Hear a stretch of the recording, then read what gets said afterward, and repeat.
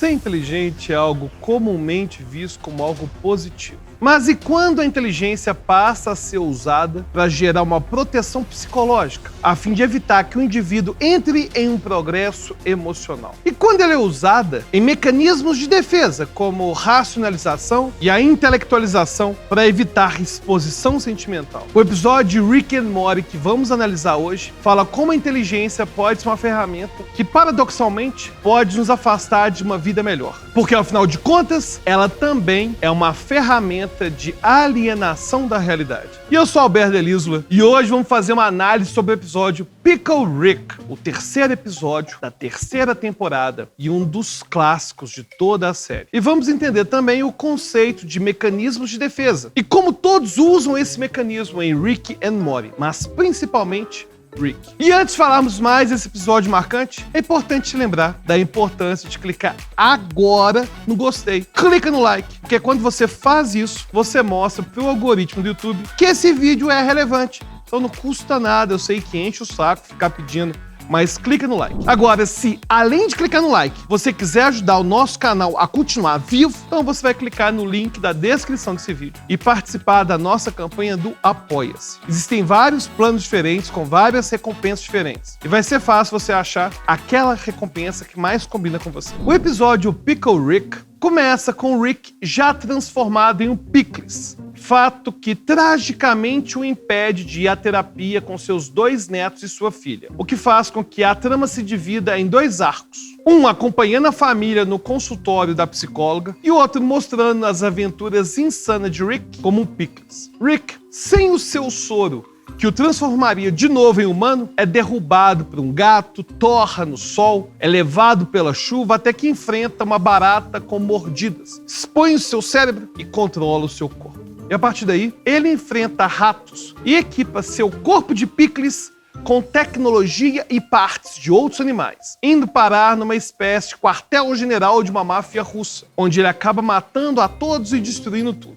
No outro lado da trama, a cena se desenvolve de maneira oposta, com todos sentados e reflexivos, mostrando claramente o contraste dentro do próprio episódio. Quando Beth, Summer e Morty chegam ao consultório da doutora Wong, eles são logo questionados sobre o não comparecimento de Rick, que também deveria ter ido. E Beth passa a agir na defensiva, usando argumentos completamente lógicos para defender seu pai e salientando que eles estavam ali, na verdade, para falar sobre os problemas de Summer, que passou a cheirar esmalte de cerâmica, e Morty, que urinou na sala de aula. E que Rick ter se transformado num Pickles não tinha absolutamente nada a ver com o problema. Mas aí a doutora Wong responde: acredito que esse incidente do Pickles é um caminho muito bom até o cerne da disfunção da sua família. Acho possível que você e seu pai tenham uma dinâmica muito específica. Não acho que seja uma que recompense as emoções ou as vulnerabilidades. Acho que ela pode ser punitiva. É possível que essa dinâmica tenha desgastado seu casamento e esteja infectando seus filhos com uma tendência a redirecionar os sentimentos deles. Esse pequeno monólogo da doutora Wong passa rapidamente por vários assuntos importantes do ramo da psicologia. E um deles são os mecanismos que usamos para lidar com as nossas próprias emoções. Ela aponta, por exemplo,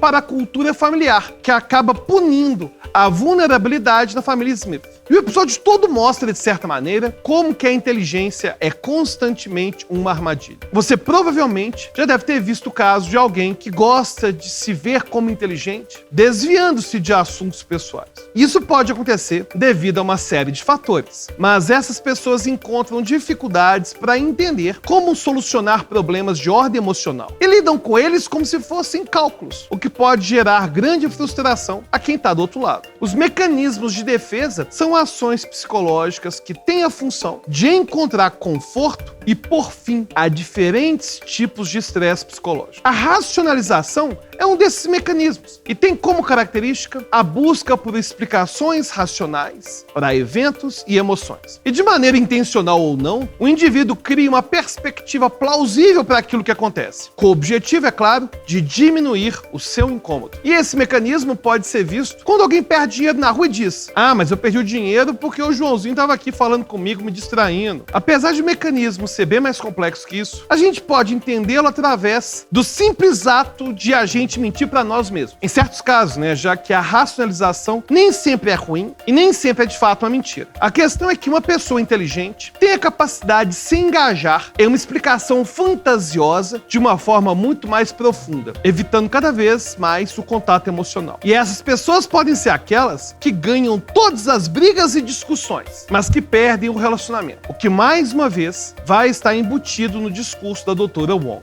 Na racionalização, o indivíduo pode se proteger com um véu de aparente razão, quando na verdade está apenas construindo argumentos lógicos, mas não necessariamente verdadeiros, sobre as situações que estão acontecendo, exatamente como a Beth faz. Aliás, uma das coisas mais importantes que temos que ter em mente quando falamos de ciência é de que fazer sentido e ser verdade são duas coisas que não são necessariamente sinônimos. Pense nas teorias da conspiração. Elas geralmente fazem sentido, elas só não são verdade. E argumentar com alguém engajado nessas teorias pode ser muito cansativo. Uma pessoa que defende uma teoria da conspiração provavelmente já construiu várias camadas de argumentos. E essas camadas são reforçadas a cada debate, quando o interlocutor acaba desistindo do diálogo. O conspiracionista pensa consigo mesmo: olha só como que o meu argumento é bom. Bom, mas voltando ao episódio, a doutora Wong continua a confrontar principalmente Beth sobre o comportamento disfuncional da sua família, que acaba respondendo: os meus filhos mijam na carteira da escola e chupam vasos de cerâmica. Eles só estão bravos comigo porque eu me divorciei do pai deles. Eu nunca disse que eu tava brava com você. É pra isso que serve cheirar esmalte de cerâmica, Summer. Você faz isso pra não ter que falar "eu tô brava com a mamãe" em voz alta. Ai, caramba! Aqui, portanto, a ideia de que cada um dentro da família Smith usa tipos diferentes de mecanismos de defesa fica bem claro. Ainda que seja Beth quem mais demonstra usar a racionalização, seus filhos também usam mecanismos de defesa por estarem passando por uma fase difícil. A atitude de Summer, a de cheirar esmalte, se aproxima do mecanismo de defesa chamado de deslocamento, que é caracterizado por atitudes que buscam descontar a raiva ou outras emoções reprimidas em outros objetos. Summer, portanto, ao invés de direcionar o seu insulto direto à sua mãe, desloca seu próprio sentimento a outra atitude. Já o mecanismo de defesa apresentado por Morty é a chamada regressão, que é caracterizada pelo retorno a um comportamento infantil, como o de urinar em locais inapropriados. E esse é um mecanismo muito comum, mas geralmente é visto com atitudes mais tênues, como a de se encolher em posição fetal ou até mesmo ficar chorando. A ideia por trás desse mecanismo parece ser de voltar a uma fase anterior, onde a vida era mais fácil e onde a pessoa recebia mais cuidados. Mas é claro, né, que o campeão dos mecanismos de defesa só poderia ser quem?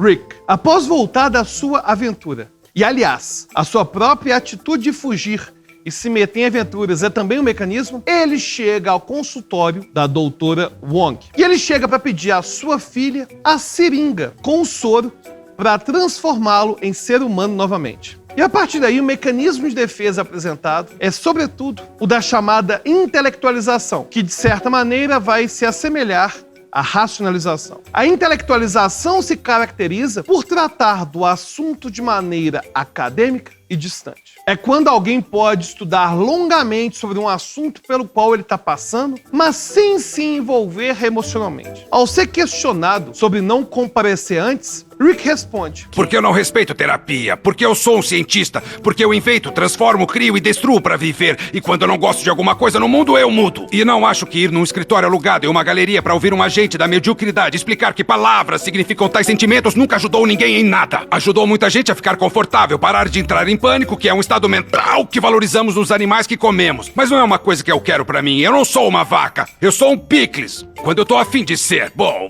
você perguntou. No entanto, esse episódio é especial, porque a resposta a Rick é um dos poucos exemplos onde alguém o responde de igual para igual. E os questionamentos da doutora Wong são um tapa na cara de muitas pessoas que tentam se esconder por trás da sua intelectualidade, mas que ainda assim vivem uma vida infeliz, muito por não saberem expressar seus sentimentos e suas angústias. Aí ela diz: A única conexão entre a sua inteligência inquestionável e a doença que está destruindo sua família é que todos na sua família, incluindo você, usam a inteligência para justificar a doença. Você parece alternar entre ver sua própria mente como uma força irrefreável e como uma maldição inescapável. E eu acho que é porque o único conceito verdadeiramente inacessível para você é a sua própria mente, dentro do seu controle. Todos nós enfrentamos com maior ou menor frequência desafios na vida. O que muda, no entanto, é como os enfrentamos. Tentar fingir que um sentimento não existe, não raramente leva ao fim de relacionamentos e à destruição de famílias. E para remediarmos isso, basta entendermos o que realmente queremos e evitar tomar caminhos que são como tapar o sol com a peneira. E para acompanhar mais vídeos como esse sobre Rick and Morty e outras séries, além de vídeos, é claro, de neurociência e psicologia baseada em evidências, já se inscreva agora no canal. Ao se inscrever no canal e ativar o sininho, você vai receber as notificações de quando tivermos novos vídeos. E é claro, se você quiser dar uma sugestão, deixe nos comentários e até a próxima.